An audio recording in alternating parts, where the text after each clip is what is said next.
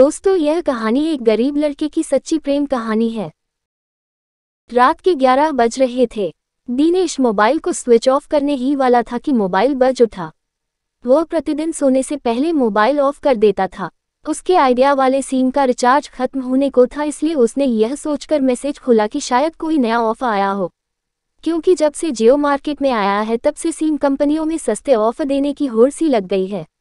दिनेश बिहार के एक गांव का बाशिंदा था जो दिल्ली के शाहीन बाग इलाके में अपने गांव के कुछ दोस्तों के साथ रहकर राजमिस्त्री का काम करता था।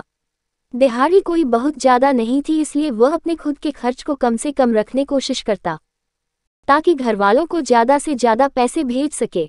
इसलिए उसने उत्सुकतावश मैसेज खोला, लेकिन यह क्या मोबाइल की स्क्रीन पर सिर्फ एक शब्द जगमगा रहा था, सॉरी। दिनेश को एक पल के लिए तो कुछ भी समझ नहीं आया, लेकिन जब उसकी नज़र मैसेज आने वाले नंबर पर पड़ी तो अचानक बिस्तर से उठकर बैठ गया। मैसेज भेजने वाले का नाम शायद उसके मोबाइल में सेव था, और यह नाम उसकी नींद उड़ाने के लिए काफ़ी था।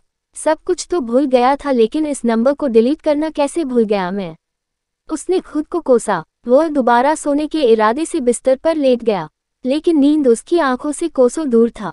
जिन यादों को उसने दिल के अंधेरे कुएं में दफन कर दिया था, वे आज एक बार फिर से जिंदा हो गई थी। उसने बेचैन होकर करवट बदला, मगर वो यादें इतनी आसानी से उसका पीछा कहाँ छोड़ने वाली थी। उसने खिड़की से बाहर देखा। काले बादलों की एक टुकड़ी धीरे धीरे चांद को अपने आगोश में ले रही थी, और इधर यादों ने भी उसके दिलो दिमाग को अपने आगोश में लेना शुरू कर दिया। बीते कल की एक एक घटना किसी फिल्म के भांति उसके आंखों के सामने घूमने लगी। उसने घबराकर आंखें बंद कर ली और आखिरकार यादों के घने जंगल में खो गया। रात के करीब 9 बज रहे थे। वह छत पर लेटा हुआ आसमान में टिमटिमाते तारों को निहार रहा था। तभी उसे किसी लड़की के फुसफुसाने की आवाज़ सुनाई पड़ी। उसने चौंककर आवाज़ की दिशा में नज़र दौड़ाई। उसने देखा, छत की सीढ़ियों के आखिर में बने छोटे से दरवाजे के पास खड़ी एक सांवली सी लड़की उसे पास आने का इशारा कर रही थी। लड़कियों के मामले में वह काफ़ी शर्मिला था, और वह नई नई रिश्तेदारी में आया था, इसलिए उसे उस लड़की के पास जाने में थोड़ा संकोच हुआ। आप आए ना, उसने शरारती अंदाज में कहा। उसे लगा कि वह लड़की शायद मजाक करने के इरादे से आई है। वह लड़की डरते डरते उसके पास आई और उसके हाथों में एक लिफाफा थमाते हुए बोली, यह मेरी दोस्त राधिक ने आपको देने के लिए कहा है। यह राधिका कौन है? उसने सवालिया लहजे से उस लड़की से पूछा। हफ्ते भर पहले ही दिनेश की छोटी बहन रेखा की शादी हुई थी, और वह उसके बहू भोज की पार्टी में उसके ससुराल आया हुआ था। एक छोटे से गांव का रहने वाला दिनेश अपनी प्यारी बहन की शादी शहर में करके बहुत खुश था। रेखा के ससुराल वाले काफ़ी अमीर थे और उनका व्यवहार भी दिनेश को बहुत अच्छा लगा था। खासकर रेखा की सास और ससुर के प्यार और अपनेपन ने उसका दिल जीत लिया था, लेकिन वह अभी उसके परिवार के बाकी लोगों से अपरिचित था। राधिका आपके बहन की नंद है। यह कहते हुए वह लड़की तेजी से सीढ़ियाँ उतरती चली गई, और वह हाथ में लिफाफा लिए अवाक होकर उसे जाते देखता रह गया। कुछ देर तक तो उसे कुछ समझ में नहीं आया कि वह क्या करे। फिर कुछ देर सोचने के बाद उसने धीरे से लिफाफे को खोलकर देखा। अंदर एक छोटा सा लेटर और एक सांवली सलोनी लड़की की तस्वीर थी। तस्वीर वाली लड़की को ध्यान से देखते हुए उसने दिमाग पर जोर डाला। उसे लगा कि शायद मैंने इसे कभी देखा है। हाँ, याद आया, पिछले साल सगाई में जब मैं यहाँ आया था तो यही लड़की दही फेंककर भाग गई थी। और हाँ, बारात में शामिल 4 से 5 लड़कियों में यह भी थी, लेकिन मैंने ध्यान नहीं दिया था। मुस्कराते हुए उसने सोचा। फिर तस्वीर को साइड में रखते हुए उसने मोबाइल का टार्च जलाकर उस लेटर को पढ़ना शुरू किया। मेरे प्रिय दिनेश जी, मैं आपसे बहुत बहुत बहुत प्यार करती हूँ। मैं आपसे इतना प्यार करती हूँ कि बता नहीं सकती। आप बस इतना समझ लीजिए कि मैंने अपना तन मन आपके नाम कर दिया है। मैं आपको अपना पति मान चुकी हूँ, और इस जन्म में मैं आपके सिवा और किसी की नहीं हो सकती। और आप ये मत समझना कि मुझे आपके जिस्म से प्यार है।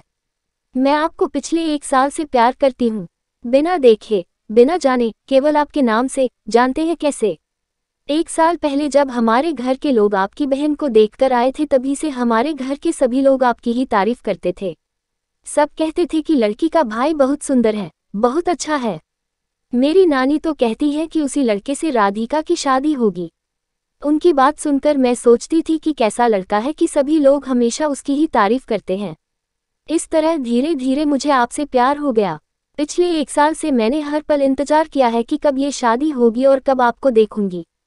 और अब आपको देखने के बाद ऐसा लगता है कि एक पल भी आपके बिना नहीं जी सकूंगी। दिनेश जी, मैं पता नहीं आप मेरी बात पर विश्वास करेंगे या नहीं, लेकिन एक बात पर विश्वास जरूर कीजिएगा कि अगर आपने मेरा प्यार स्वीकार नहीं किया तो मैं जहर खाकर अपनी जान दे दूंगी। अब फैसला आपके हाथ में है। आपकी राधिका। लेटर को पढ़ने के बाद दिनेश सोच में पड़ गया कि वह क्या करे और क्या ना करे, क्योंकि एक तरफ एक लड़की के सच्चे प्रेम और विश्वास के टूटने का डर था तो दूसरी तरफ अपनी बहन की शादीशुदा जिंदगी में जहर घुलने का डर था। भैया, अभी तक यहाँ क्यों बैठे हैं, चलिए ना सोने। वह उसकी बहन रेखा की आवाज थी। वह धीरे से उठा और नीचे सोने चला गया, लेकिन अब उसकी आंखों में नींद कहाँ थी। वह रात भर सोचता रहा लेकिन किसी नतीजे पर नहीं पहुंच सका। सुबह अपने घर वापस जाने के लिए अपना बैग पैक कर रहा था, तभी अंदर उसके एक गिफ्ट पैक नजर आया।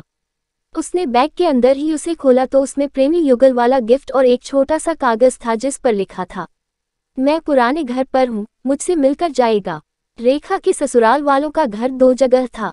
पुराना घर नए घर से कुछ दूरी पर था। मैं बस अभी आया, उसने रेखा से कहा और सड़क पर आ गया। दिनेश के ना चाहते हुए भी उसके कदम पुराने घर की तरफ बढ़ते चले गए। राधिका वहां पर अकेली थी और बहुत उदास नजर आ रही थी। बताए, क्या कहना चाहती हैं? क्यों बुलाया है मुझे यहाँ? सवालिया निगाहों से देखते हुए दिनेश ने जल्दी से पूछा। किसी ने यहाँ देख लिया तो पता नहीं क्या होगा। दिनेश को अंदर ही अंदर डर भी लग रहा था।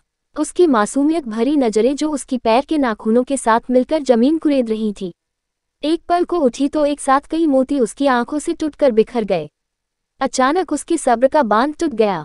वो एक झटके से आगे बढ़ी और दिनेश के कंधे पर सर रखकर फुट-फुट कर रो पड़ी।